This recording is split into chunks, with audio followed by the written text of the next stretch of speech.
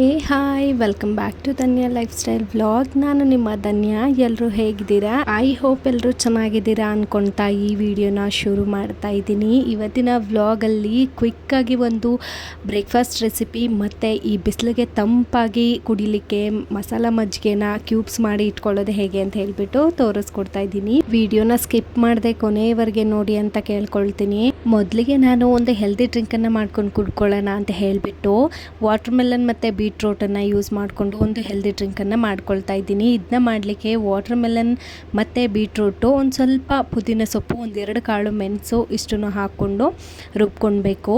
Water ಮೆಲನ್ನ ತಗೊಳ್ಳೋದ್ರಿಂದ ಹೈಡ್ರೇಷನ್ನ ಚೆನ್ನಾಗಿ ಕಾಪಾಡ್ಕೊಳ್ಬೋದು. ಇನ್ನು ಬೀಟ್ರೂಟಲ್ಲಿ fibre content ಜಾಸ್ತಿ ಇರೋದ್ರಿಂದ ನಮ್ಮ ಡೈಜೆಷನ್ನ ಇಂಪ್ರೂವ್ ಮಾಡೋಕ್ಕೆ ಹೆಲ್ಪ್ ಮಾಡುತ್ತೆ ಅಂತಲೇ ಹೇಳ್ಬೋದು. ಇನ್ನು ಸ್ಕಿನ್ ಗ್ಲೋಯಿಂಗ್ ಕೂಡ ತುಂಬಾ ಒಳ್ಳೆಯದು ಬೀಟ್ರೂಟನ್ನು ತಗೊಳ್ಳೋದ್ರಿಂದ. ಆದಷ್ಟು ಇದನ್ನು ಸೋಸ್ದೇ ತಗೊಳ್ಳಿ. ಸೋಸ್ಬಿಟ್ರೆ ಮೇಲ್ಗಡೆ ಸಿಪ್ಪೆಗಳೆಲ್ಲ ಉಳ್ಕೊಂಡಿರುತ್ತೆ ಅಲ್ಲ, ಅದೆಲ್ಲ ಹೊಟ್ಟೋಗ್ಬಿಟ್ರೆ ಫೈಬರ್ ಕಂಟೆಂಟ್ ನಮ್ಮ ಬಾಡಿಗೆ ಸರಿಯಾಗಿ ಸಿಗಲಿಲ್ಲ ಅಂದಾಗ ಈ ಜ್ಯೂಸ್ದು ಬೆನಿಫಿಟ್ಸ್ ನಮಗೆ ಸಿಗೋವಂಥದ್ದು ಕೂಡ ಕಡಿಮೆ ಆಗುತ್ತೆ. ಹಾಗಾಗಿ ವಿತೌಟ್ ಫಿಲ್ಟರೇನೆ ನೀವು ಜ್ಯೂಸಸನ್ನು ಕುಡೀರಿ ಅಂತ ಹೇಳಲಿಕ್ಕೆ ಇಷ್ಟಪಡ್ತೀನಿ.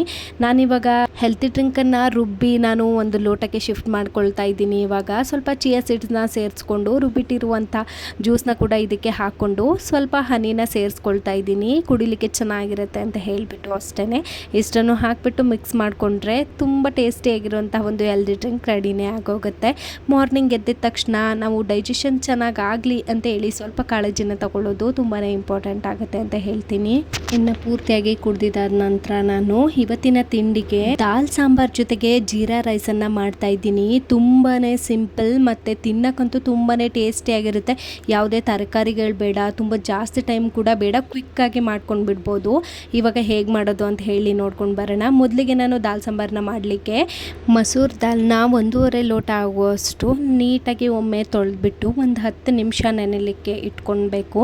ಅದಾಗಿದ್ದಾದ ನಂತರ ಸ್ಟವ್ನ ಹಚ್ಕೊಂಡು ಸ್ಟವ್ ಮೇಲೆ ಒಂದು ಕುಕ್ಕರ್ನ ಇಟ್ಕೊಂಡು ಮೊದಲಿಗೆ ಕುಕ್ಕರ್ ಕಾದಿದ್ದಾದ ನಂತರ ನಾನು ಇಲ್ಲಿ ಎಣ್ಣೆನ ಸೇರಿಸ್ಕೊಳ್ತಾ ಇದ್ದೀನಿ. ಎಣ್ಣೆ ಕಾದಿದ್ದಾದ ನಂತರ 1 ಟೇಬಲ್ ಸ್ಪೂನ್ ಆಗುವಷ್ಟು ಜೀರಿಗೆನ ಸೇರಿಸ್ಕೊಳ್ತಾ ಇದ್ದೀನಿ.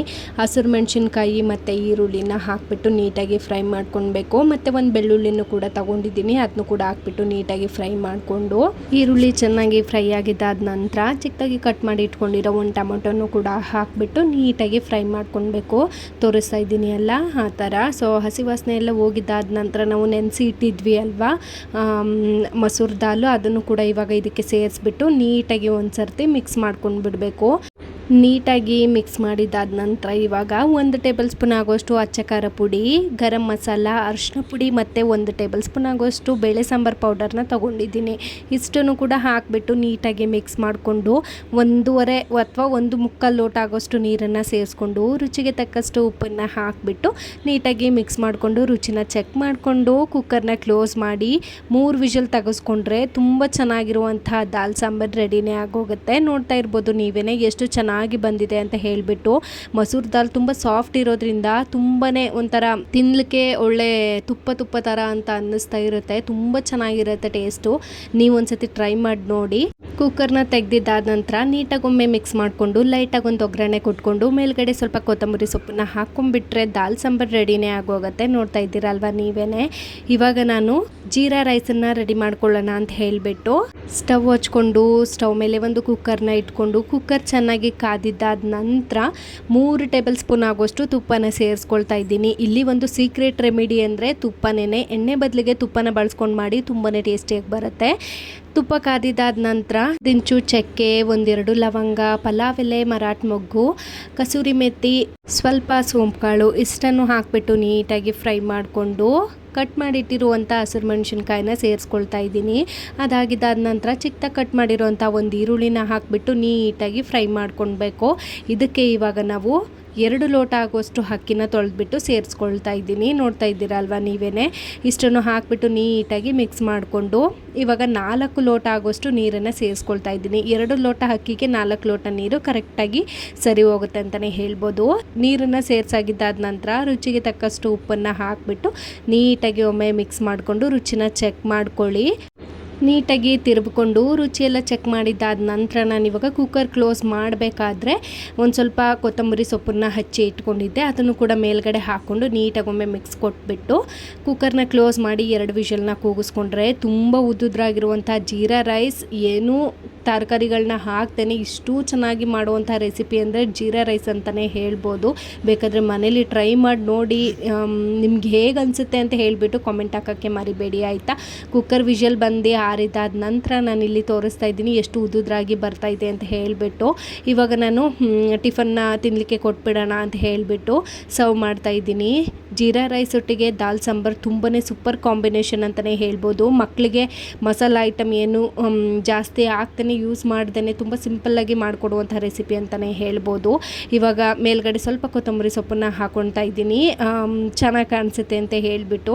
ನೋಡ್ತಾ ಇದ್ದೀರಾ ಅಲ್ವಾ ನೀವೇ, ಮನೇಲಿ ತುಂಬ ಮಸಾಲ ಐಟಮ್ ತಿಂದಿರೋಂಥ ಮಕ್ಕಳು ಅಥವಾ ನಿಮ್ಮ ಮನೆಯವರು ಯಾರಾದರೂ ಇದ್ದರೆ ಕಮೆಂಟ್ ಮಾಡೋಕ್ಕೆ ಮರಿಬೇಡಿ ಆಯಿತಾ. ನೋಡಿದ ತಕ್ಷಣ ನಾನಿವಾಗ ತಿಂಡಿನೆಲ್ಲ ತಿಂದ್ಕೊಂಡು ಮುಗಿಸ್ಕೊಂಡು ಆರಾಮಾಗಿ ಸ್ವಲ್ಪ ಹೊತ್ತು ರೆಸ್ಟನ್ನು ಮಾಡಿಕೊಂಡು ಇವಾಗ ಬೇಸಿಗೆಗೆ ಒಂದು ಮಸಾಲ ಮಜ್ಜಿಗೆ ಮೋಲ್ಡನ್ನು ಮಾಡಿ ಇಟ್ಕೊಳ್ಳೋಣ, ಅರ್ಜೆಂಟಿಗೆ ಬೇಕು ಅಂದಾಗ, ಪ್ರತಿನಿತ್ಯ ಏನಾದರೂ ಕುಡಿಬೇಕು ಅನಿಸಿದಾಗ ಮಜ್ಜಿಗೆಗೆ ಈ ಥರ ಮಸಾಲ ಮೋಲ್ಡ್ಗಳನ್ನ ಮಾಡಿ ಇಟ್ಕೊಂಡ್ರೆ ಆರಾಮಾಗಿ ಕುಡಿಬೋದು ಅಂತ ಹೇಳಿಬಿಟ್ಟು ರೆಡಿ ಮಾಡ್ಕೊಳ್ತಾ ಇದ್ದೀನಿ. ಒಂದು ಮಿಕ್ಸರ್ ಬೌಲ್ಗೆ ಕೊತ್ತಂಬರಿ ಸೊಪ್ಪು, ಪುದೀನ ಸೊಪ್ಪು ಮತ್ತು ಕರಿಬೇವಿನ ಸೊಪ್ಪು, 2 ಹಸಿರು ಮೆಣಸಿನ್ಕಾಯಿ, ಸ್ವಲ್ಪ ಶುಂಠಿನ ತೊಗೊಂಡಿದ್ದೀನಿ, ಒಂದು ಸ್ವಲ್ಪ ಜೀರಿಗೆನ ತೊಗೊಂಡಿದ್ದೀನಿ. ಇಷ್ಟನ್ನು ಹಾಕಿಬಿಟ್ಟು ನೀರನ್ನು ಹಾಕಿ ರುಬ್ಕೊಳ್ಬೇಕು. ಸ್ವಲ್ಪನೂ ತರಿ ಇರಬಾರ್ದು, ನುಣ್ಣಗೆ ನೀಟಾಗಿ ರುಬ್ಕೊಳ್ಳಿ. ನೋಡ್ತಾ ಇದ್ದೀರಲ್ವ ನೀವೇ ಎಷ್ಟು ಚೆನ್ನಾಗಿ ಬಂದಿದೆ ಅಂತ ಹೇಳಿಬಿಟ್ಟು. ಇವಾಗ ಇದಕ್ಕೆ ರುಚಿಗೆ ತಕ್ಕಷ್ಟು ಉಪ್ಪನ್ನು ಹಾಕಿಬಿಟ್ಟು ನೀಟಾಗಿ ಮಿಕ್ಸ್ ಮಾಡ್ಕೊಳ್ತಾ ಇದ್ದೀನಿ. ನೀವು ಬೇಕಾದರೆ ರುಬ್ಬಕ್ಕಿಂತ ಮುಂಚೆನೂ ಕೂಡ ಸೇರಿಸ್ಕೊಳ್ಬೋದು. ಇವಾಗ ಒಂದು ಸರ್ತಿ ಮಿಕ್ಸ್ ಮಾಡ್ಕೊಂಡಿದ್ದಾದ ನಂತರ ನಾನು ಐಸ್ ಕ್ಯೂಬ್ ಟ್ರೇಗೆ ಶಿಫ್ಟ್ ಮಾಡ್ತಾ ಇದ್ದೀನಿ. ಇದನ್ನು ನೋಡ್ತಾ ಇದ್ದೀರಲ್ವ ನೀವೇ. ಒಂದು 3 ರಿಂದ 4 ಅವರು ಫ್ರಿಜ್ಜಲ್ಲಿ ನೀಟಾಗಿ ಸ್ಟೋರ್ ಮಾಡಿದ್ದಾದ ನಂತರ ನಮಗೆ ಐಸ್ ಕ್ಯೂಬ್ಸ್ಗಳು ರೆಡಿನೇ ಆಗೋಗುತ್ತೆ. ಸೊ ಮಜ್ಜಿಗೆ ಮಾಡಿಕೊಂಡು 1-2 ಕ್ಯೂಬ್ಗಳನ್ನ ಹಾಕ್ಕೊಂಡು ಆರಾಮಾಗಿ ಕುಡಿಬೋದು. ತಂಪಾಗಿರುತ್ತೆ ಈ ಬಿಸಿಲಿಗಂತೂ. ನೋಡ್ತಾ ಇದ್ದೀರಲ್ವ ನೀವೇ. ಒಂದು 5 ಅವರ್ ಆದಮೇಲೆ ನಾನು ತೆಗೆದು ತೋರಿಸ್ತಾ ಇದ್ದೀನಿ ನೋಡಿ. ಮಸಾಲ ಮೋಲ್ಡ್ಗಳು ರೆಡಿನೇ ಆಗಿತ್ತು. ಎಷ್ಟು ಚೆನ್ನಾಗಿ ಕಾಣಿಸ್ತಿದೆ ಅಲ್ವಾ. ಕುಡಿಲಿಕ್ಕಂತೂ ತುಂಬಾ ಟೇಸ್ಟಿ ಅಂತಲೇ ಹೇಳ್ಬೋದು. ನಾನಂತೂ ಯಾವಾಗ ಬೇಕೋ ಅವಾಗವಾಗ ಇನ್ಸ್ಟೆಂಟಾಗಿ ಮಾಡ್ಕೊಳ್ತಾ ಇದ್ದೆ. ಬಟ್ ಈ ಬೇಸಿಗೆಯಿಂದಾಡಿ ಪ್ರತಿನಿತ್ಯ ಕುಡಿಲೇಬೇಕಾಗಿದೆ ಇವಾಗ ಮಜ್ಜಿಗೆನ. ಸೊ ಪ್ರತಿನಿತ್ಯ ಎಲ್ಲ ಮಸಾಲ ಐಟಮ್ಸ್ಗಳನ್ನೂ ರೆಡಿ ಮಾಡಿಕೊಂಡು ಪ್ರಿಪೇರ್ ಮಾಡಿಕೊಂಡು ಮಜ್ಜಿಗೆ ಕುಡಿಯೋಷ್ಟೊತ್ತಿಗೆ ಸಾಕಾಗಿ ಹೋಗ್ಬಿಡುತ್ತೆ. ಅದಕ್ಕೆ ಈ ಥರ ಕ್ಯೂಬ್ಸ್ಗಳನ್ನ ಮಾಡಿ ಇಟ್ಕೊಂಡಿದ್ದೀನಿ. ಇವಾಗ ನಾನು ಮಜ್ಜಿಗೆನ ಮಾಡ್ಕೊಳ್ಳೋಣ ಅಂತ ಹೇಳಿಬಿಟ್ಟು ರೆಡಿ ಮಾಡ್ಕೊಳ್ತಾ ಇದ್ದೀನಿ. ಈಗ ರೆಡಿ ಮಾಡಿರುವಂಥ ಮಜ್ಜಿಗೆನ ಲೋಟಕ್ಕೆ ಶಿಫ್ಟ್ ಮಾಡ್ಕೊಳ್ತಾ ಇದ್ದೀನಿ. ನೋಡ್ತಾ ಇದ್ದೀರಲ್ವ ನೀವೇ. ಈ ಬಿಸಿಲಿಗೆ ತಂಪಾಗಿರುತ್ತೆ ಕುಡಿಲಿಕ್ಕೆ ಅಂತ ಹೇಳಿಬಿಟ್ಟು ಇವಾಗ ರೆಡಿ ಮಾಡಿ ಇಟ್ಟಿರುವಂತಹ ಮಜ್ಜಿಗೆಗೆ ಒಂದು 2 ಮಸಾಲ ಮೋಲ್ಡ್ಗಳನ್ನ ಸೇರಿಸ್ಕೊಂಡ್ಬಿಟ್ರೆ ಹಾಗೆ ಹೋಯ್ತು. ನೋಡ್ತಾ ಇದ್ದೀರಲ್ವ ನೀವೇ. ನೀವು ಕೂಡ ಬಿಸಿಲಿಗೆ ಈ ಥರ ಮೋಲ್ಡ್ಗಳನ್ನ ಮಾಡಿಟ್ಕೊಂಡು ತಂಪಾಗಿ ಕುಡೀರಿ ಅಂತ ಹೇಳ್ತಾ ವಿಡಿಯೋನು ಕೂಡ ಇಲ್ಲೇ ಎಂಡ್ ಮಾಡ್ತಾ ಇದ್ದೀನಿ. ಯಾರೆಲ್ಲ ನನ್ನ ಚಾನಲ್ಗೆ ನ್ಯೂ ಮೆಂಬರ್ ವಿಸಿಟ್ ಮಾಡಿದ್ದೀರಾ ಪ್ಲೀಸ್ ಸಬ್ಸ್ಕ್ರೈಬ್ ಮಾಡೋಕ್ಕೆ ಮರಿಬೇಡಿ.